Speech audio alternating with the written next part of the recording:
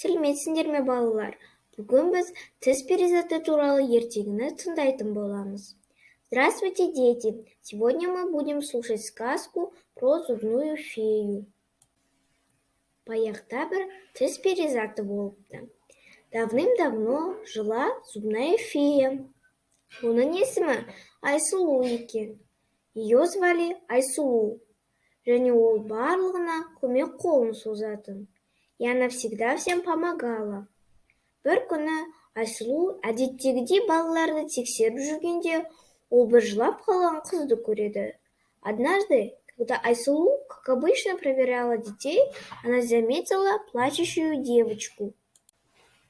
Содан Айсұлу қызға барып, ол неге жылағанын сұрады. Потом Айсұлу подошла к девочке и спросила, почему она плачет. Сонда қыз, мен бүгін анамды тыңдамай көп тәтті жеп едім. Енді содан тісім қатты ауырып тұр деп жауап береді.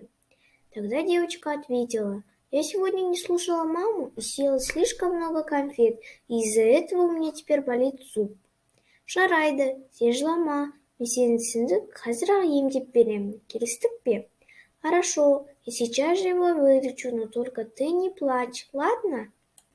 Қыз жылағанын қояды. Сол кезде тіс перизаты қыздың ауырып тұрған тісін емдеп береді. Девочка перестала плакать. В это время зубная фея вылечила ее зуб. Тіс перизаты қыздың тісін алып ұшып кете береді.